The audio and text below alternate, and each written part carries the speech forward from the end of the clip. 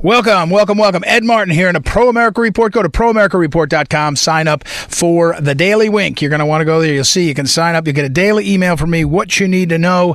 I hope you'll do it. Pro America Report. Great to be with you. We got another great show and so much happening. I got to tell you, if you pay attention to the media, if you're watching the fake news, in fact, if you're watching any news, you're not paying attention to what's actually happening in the country.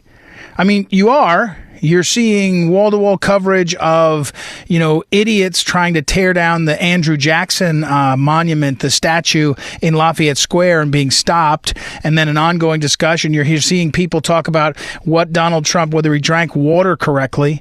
Is that a big deal? But here's what you need to know. I'm going to cut right to it. I mean, we talked about China yesterday, and I remind some of you, I'm doing my webinar, weekly 1-hour online webinar. If you go to phyllisschlafly.com, you can find out more about it. It starts tomorrow, Wednesday, and it's entitled The Problem of Communist China and Our Second Cold War. And so I've been talking about China with you. I know you maybe get sick of it, but China's a big deal. But here's what you need to know today. The difference between this president and what his policies are and Joe Biden or the establishment Republicans. But all of the swamp is against Donald Trump on this stuff. And that is this. Yesterday afternoon, late afternoon, the president signed an executive order, and he continued the suspension of immigration visas for guest workers and the guest worker programs, and the H-1B visas, the H-2B visas. And this was always his promise that he was going to he wasn't anti-immigrant. He was for a set of policies that put Americans first. And one of the great abuses, and we'll talk in a few minutes, by the way, you're going to want to tune into this. I'm going to have John Schlafly on the show. John Schlafly is really well read on this question and on the issue. But it was always the Donald Trump campaign in 2016. It certainly was about build the wall. That's true. And we know that. And the president's going to go to Arizona to celebrate, how much wall's been built. It's not been enough. He's had to fight tooth and nail to get every inch of that wall. And he's been fighting half the time against Republicans. When he had Paul Ryan as Speaker and Mitch McConnell was President of the Senate and he had a chance to do whatever he wanted, Paul Ryan said, let's do taxes first and I'll get the wall, never got the wall. So he's had to fight for every nickel and every inch, but he's doing it.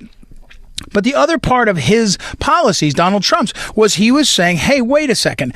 There's Americans who can do the jobs. And a lot of times there's people who are not just looking for workers to do skills that we don't have, but instead there's big companies, tech companies, big grocery companies or ag companies that instead of looking for people who have a skill that we don't have in America, they're looking to get someone from another part of the world who will do it cheaper.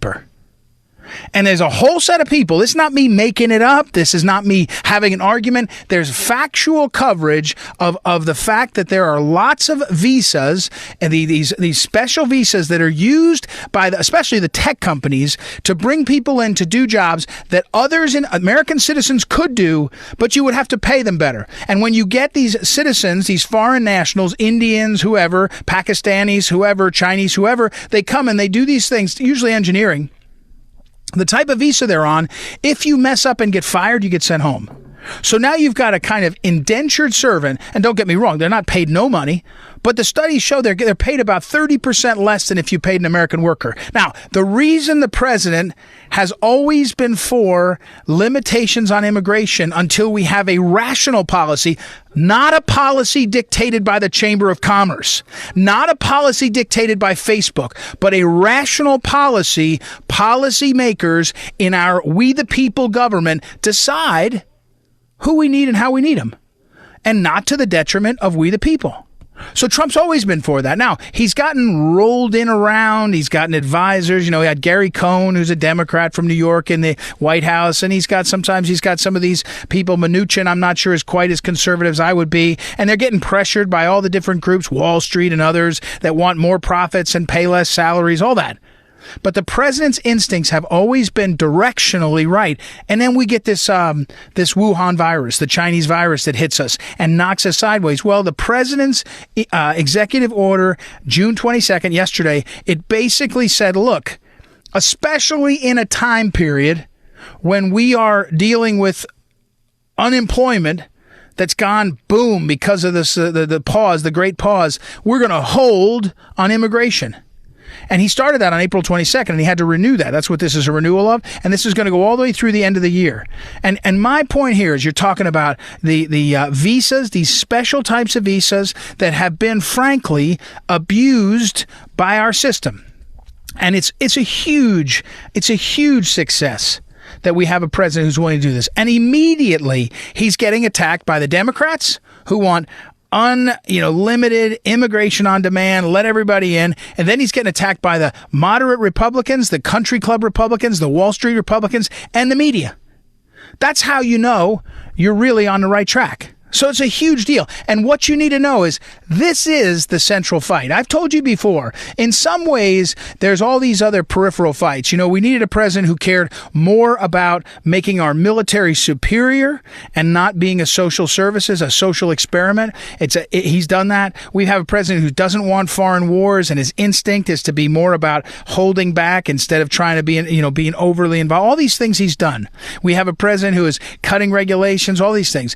But at the heart of what's happening in America is, are we going to put Americans and American jobs first in the practical ways that can change the life of this country? Because if you're graduating from the University of Missouri at Rolla, also called, I think it's Missouri University of Science and Technology, and you have an opportunity to go work, you should be able to get the best jobs at the best pay, and you should be in a strong position. You shouldn't be chasing an Indian.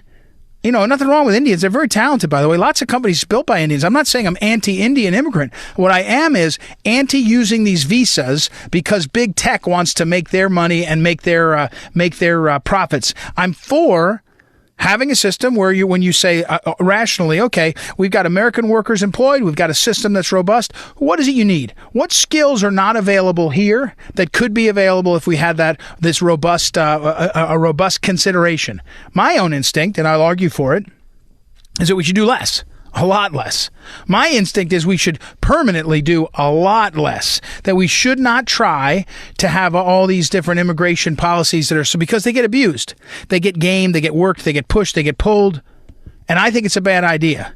So I'm just, the reality is I think we should tighten up. But in general, at least the president is in the right direction and it's going the right way and he has the courage to do it. I got to say, I was watching, and you can watch on social media, watch people like the great Ann Coulter, and she's mad always about the president hasn't done enough, and you're seeing some of that. When you see this is the stuff that we wanted this president elected for. This is the stuff that makes you say, yep, he's on our side. We believe it. We see it. We feel it. It makes a huge difference. Now, let me finish this segment, what you need to know. That's what you need to know. Let me tell you one thing you need to do. And this is a little bit at the end of this segment. We got just a minute or two. I'm working a poll all day here in Virginia today, all day into the evening, working a poll. I'm out there. It's a Republican primary only. And I'm mostly doing, is talking to people as they go vote. Because most people have already figured out, where they're at. It's a Republican only. But I'm going in there and I'm saying, hey, what do you think about this? What do you think about what? And trying to get a bead on what's going on. And you know what people need most of all? You and I have talked about this over and over again. They need to be encouraged. They need to be encouraged right now. We're going to find some ways to make these things right. We're going to find some ways to move into the right spaces and make things better. People need to be encouraged. People need to be encouraged. Last night, the Seattle mayor announced that she's finally going to stop the lawlessness in Seattle. President Trump said earlier today, they stopped the people tearing down the Andrew Jackson statue. We're not going to tolerate that.